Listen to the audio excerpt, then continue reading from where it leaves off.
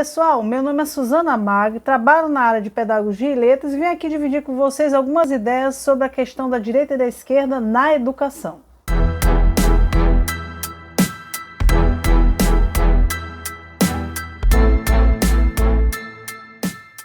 A minha proposta é explicar de forma didática, clara, consistente, os fundamentos das ideologias que dividem o debate educacional hoje, de direita ou de esquerda.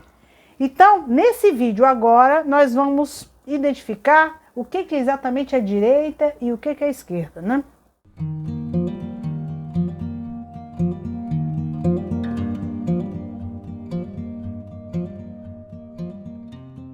Quem queria transformação social, queria romper com o antigo regime, com a sociedade tradicional que existia lá, era da esquerda. E quem queria conservar o antigo regime era da direita. Então, ao longo do século XIX, essas clivagens direita e esquerda foram mudando.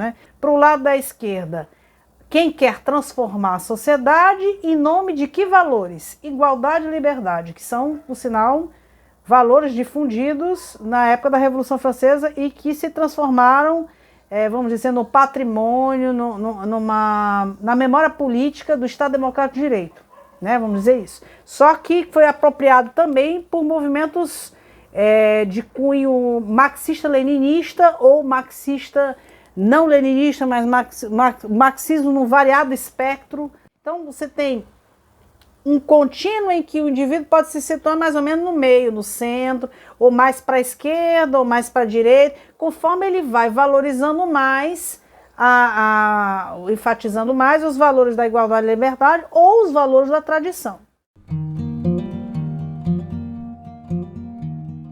Então, como é que a esquerda vê o problema da igualdade? É em nome desse valor que a esquerda vai defender, por exemplo, uma ampla reengenharia social.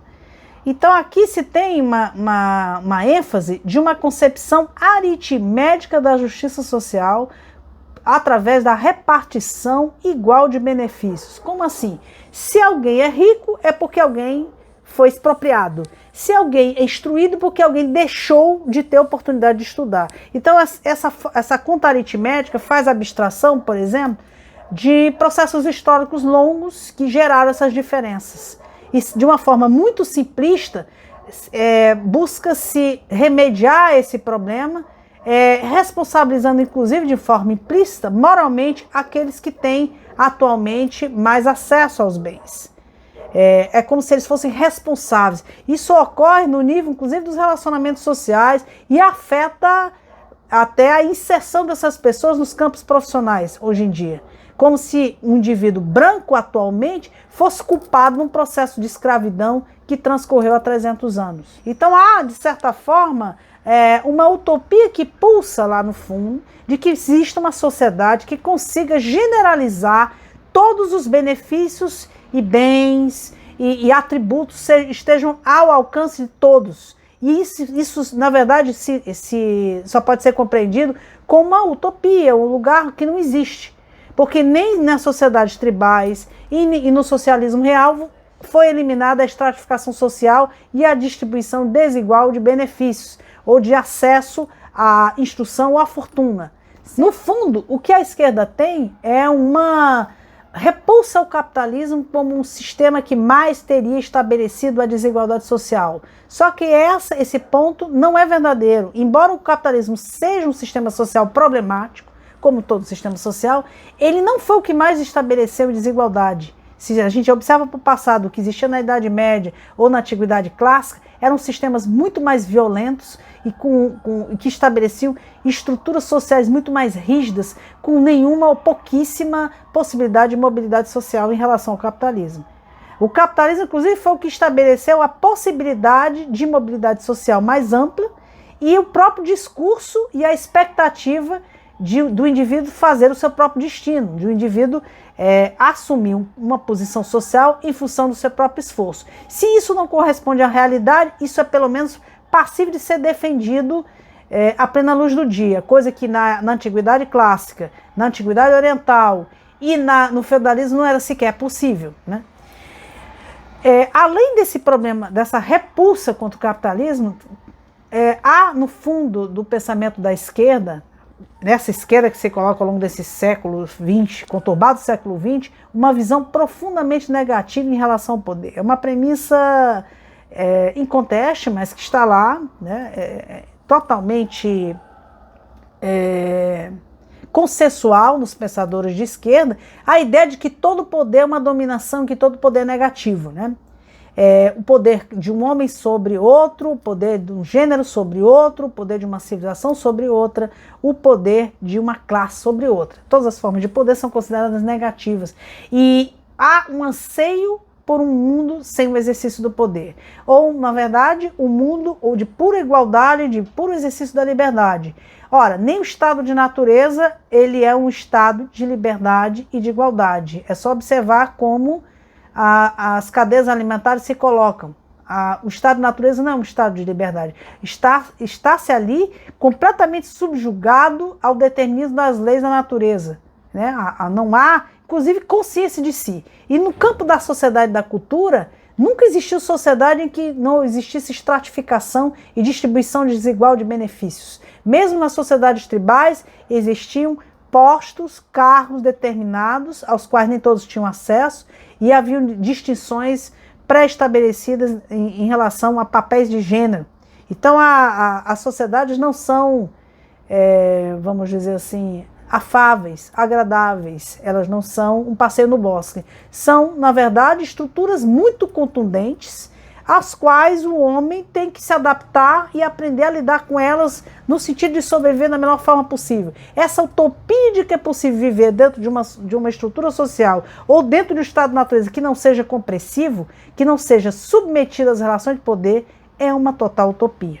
Daí a reconstrução dedutiva da economia, política, educação, arte, linguagem, que passa a ser a missão desse grupo, desse segmento, agora são as minorias, né, que vão atuar em conformidade com o que se chama normalmente de racionalismo construtivista. Né? É uma concepção pseudocientífica sobre a realidade, que busca descrevê-la em termos racionais, como essa realidade tem que ser, e que tem uma pretensão de uma mudança radical dessa sociedade em função desses valores consistentes, desses valores compromissados com o humano, que não são nem sequer discutidos, justamente porque são valores de alto calibre, valores incontestes, liberdade, igualdade, são valores, e em função disso você vai tentar operar um redesenho profundo e radical das várias instituições, dos vários segmentos da vida humana. Então, nessa utopia que a esquerda propõe, existe uma possibilidade, ou melhor, uma expectativa de que haja finalmente uma reconciliação da igualdade e da liberdade. Só que, historicamente, como eu já falei várias vezes, isso nunca foi atingido. A liberdade de que fala a esquerda é apenas a liberdade daqueles que pensam como ela, porque a dissidência era duramente retaliada. Então, por que era retaliada? Porque a esquerda tem sempre o monopólio das virtudes, né? As virtudes, o valor da igualdade e da liberdade. E as duas juntas e enlaçadas compondo a base do valor maior, que seria o da justiça social. E em nome desses dois valores, a esquerda sempre pôde perpetrar as maiores arbitrariedades, desde a perseguição política extrema até, vamos dizer, o comprometimento de carreiras profissionais de pessoas que não concordam com as suas ideias, né? Por isso que o Raymond Aron dizia que o pensamento da esquerda era como uma religião secular. De fato, está a lei aquém do discurso racional da ciência, porque se tem ali toda uma filosofia da história, a ideia de que se sai de uma época de obscurantismo, de fechamento, para uma época iluminada de verdade e de valores consistente, de valores compromissados com o homem, e que existe um grupo, ou uma classe, um segmento social que porta esse discurso, vamos dizer, esse discurso verdadeiro, que dá conta da realidade, da essência da natureza humana, ou da sociedade ou da história, e que tem o papel de conduzir a sociedade como um todo, a civilização como um todo, nessa direção. E esses são os elementos típicos de um discurso religioso. Temos o Messias, temos uma escatologia, uma filosofia da história, né? Um ordenamento amplo do tempo e do espaço. A questão toda é que, quando se trabalha com o tema educacional, não se tem uma clareza, nem se tem uma produção, vamos dizer, acadêmica, nem tem um debate intelectual hoje, assim, vívido, do qual se possa participar com liberdade, e mesmo não há muita literatura especializada sobre esse ponto.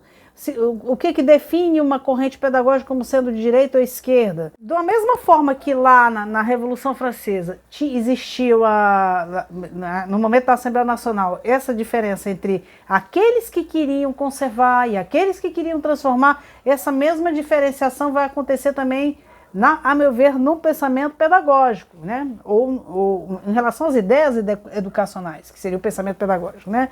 Ou elas vão defender uma transformação social, ou elas vão defender uma adaptação social. A gente pode dividir assim, né? Aqui nessa tabela aqui, ó, nesse diagrama. A Revolução Francesa se divide em duas vertentes aí. Uma que é aquela que defendia o antigo regime, mas que vai se transformando, né? Não vai defender exatamente o antigo regime, vai defender a conservação e a memória coletiva, uma tradição que se considera importante. Então, educação para transmitir a tradição. Isso teria a ver com o ensino tradicional? É uma coisa a se examinar aí, no próximo episódio. E a Revolução Francesa, que é uma educação para criar uma nova sociedade, aí a gente tem Rousseau de um lado e tem o Condorcet do outro, que defende a escola pública. Então o Rousseau vai acabar inaugurando toda uma linhagem de pedagogias e vertentes pedagógicas e de teorias educacionais que vão colocar como o aspecto mais importante a ser realizado a educação contribuir para uma mudança social. E se contrapondo completamente à outra vertente que quer transmitir uma tradição. E aí fechamos esse ponto, essas duas ideias forças que vão voltar sendo aprofundadas nos outros episódios aqui da nossa playlist.